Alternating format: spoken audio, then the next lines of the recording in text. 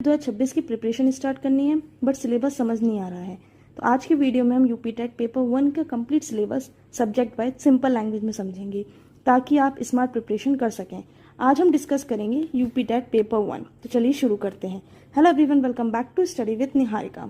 आज हम जानेंगे फुल सिलेबस जो क्लास 1 to 5 तक के लेवल के कैंडिडेट्स के लिए आता है। वीडियो को एंड तक जरूर देखिएगा क्योंकि मैं एग्जाम का पैटर्न और इंपॉर्टेंट टॉपिक्स भी बताने वाली हूँ। तो चलिए शुरू करते हैं।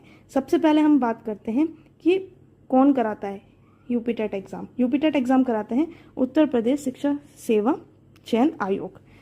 इसकी जो हमारी किस तरीके से किया जाता है, इसका पैटर्न क्या है वो जानते हैं पहले हम। जैसे ये है, इसमें ये प्राथमिक स्तर का है, मतलब प्राइमरी लेवल का है, क्लास 1 to 5 के लिए। टाइमिंग एग्जाम की होती है 2 hours 30 minutes, मतलब 150 मिनट की होगी।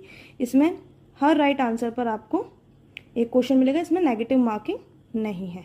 अब आते हैं कौन कौन से सब्जेक्ट ये आते हैं इसमें। सबसे पहले आता है चाइल्ड डेवलपमेंट एंड पैडागोजी। इसमें 30 MCQs पूछे जाते हैं एंड 1 marks ईच। सेकंड आता है आपकी हिंदी लैंग्वेज, ये आपकी कंपलसरी है। इसमें भी सेम 30 क्वेश्चंस पूछे जाते हैं एंड 1 marks ईच।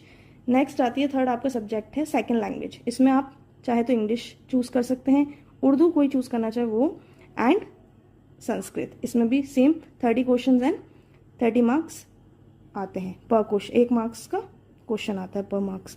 फोर्थ है आपका मैथ्स, ये भी कंपलसरी है, 30 क्वेश्चन आते हैं एंड 1 marks ईच।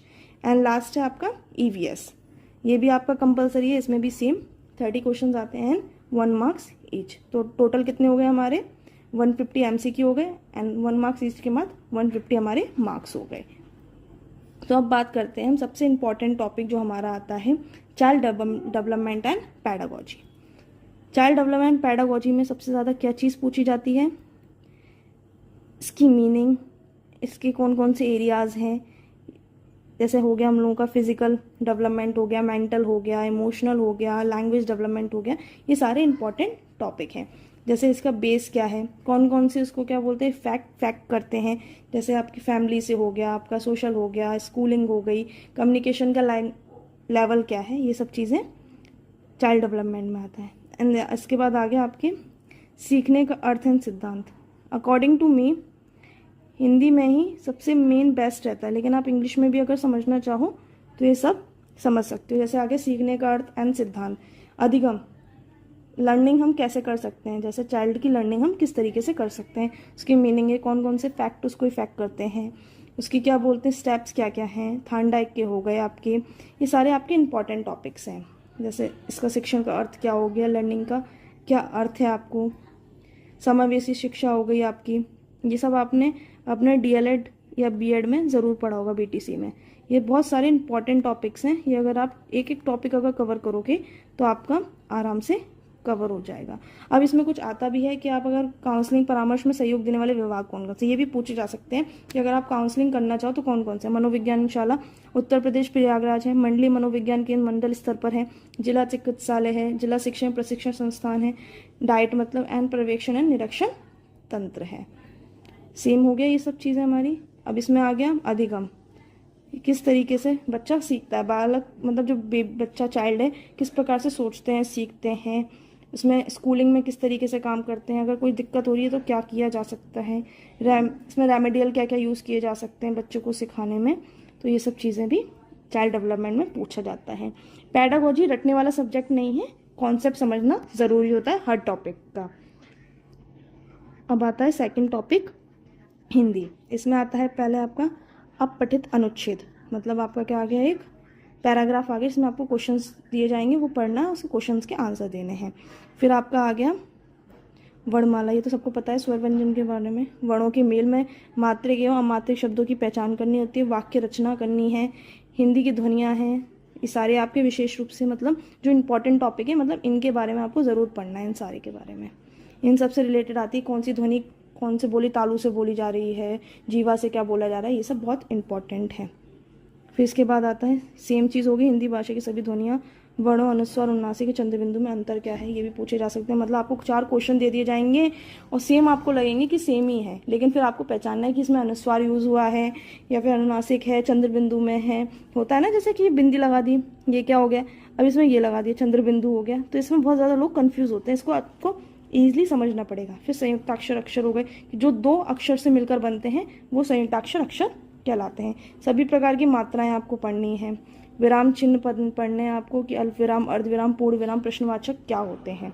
फिर आता है आपका विलोम शब्द आ गए, पर्यायवाची आ गए, तुकांत, अतुकांत। हिंदी आपका सब ग्रामर और पेडागॉजी दोनों ही इक्वली इंपॉर्टेंट है। इन चीज़ों को आप बिल्कुल लाइटली मत लेना, क्योंकि अगर आपकी लैंग्वेज आपकी अगर पूरी तरीके से पक्की है मतलब, तो बेस आपका मतलब नंबर आपको बहुत ज़्यादा मिल जाएंगे, कहीं आपका नंबर नहीं जाने के।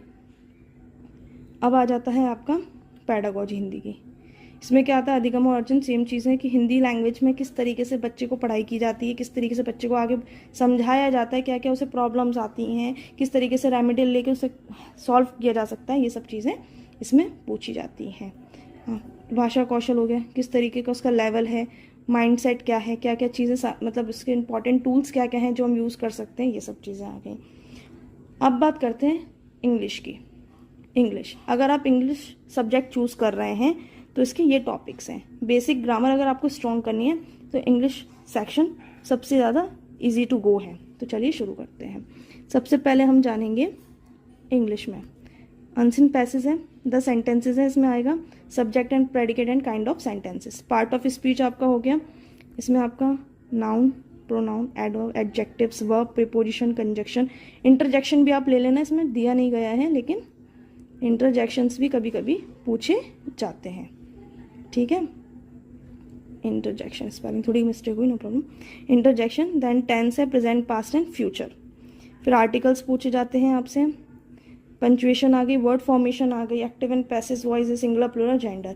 इसमें आपको एक चीज़ और याद रखना, इसमें दिया नहीं गया है लेकिन आपको एंटोनियम्स एंड सिनोनियम ज़रूर करने हैं, मतलब ये बहुत ज़्यादा इम्पॉर्टेंट है, एंटोनियम्स एंड सिनोनियम्स, क्योंकि बहुत ज़्यादा पूछे जाते हैं। मैंने खुद एग्ज़ाम दिया है तो मुझे इस चीज़ की पता है कि ये क्वेश्चन आते हैं।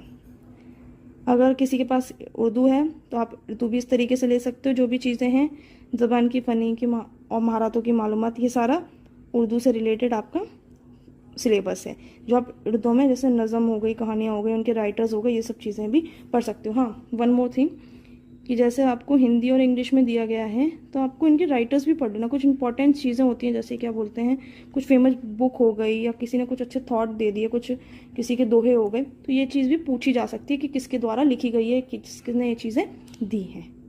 ये सिलेबस में नहीं होता लेकिन फिर भी पूछ लिया जाता है, बच्चे जो एग्ज़ाम दे रहा है उसकी मेंटल लेवल चेक करने के लिए कि उसने कुछ अलग से ही प्रिपरेशन किया नहीं, क्योंकि बच्चों को आप पढ़ाने जा रहे हो तो आपको सिलेबस से हटके भी बच्चों को क्या नॉलेज आप दे सकते हो, वो भी बहुत ज़्यादा मैटर करता है। सेम इंग्लिश के लिए भी है कि कौन से राइटर्स ने कौन सी बुक लिखी है फेमस, जो आप प्रीवियस ईयर क्वेश्चंस देखोगे तो आपको इजी टू गो हो जाएगा कि किस तरीके से और हमें करना है। अब हम बात करते हैं संस्कृत की। संस्कृत भी हमारा सेम ही है,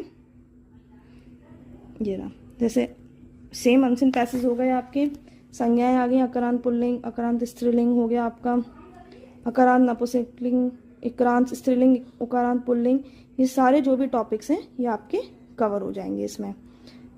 सेम इसमें भी पेडागॉजी है, संस्कृत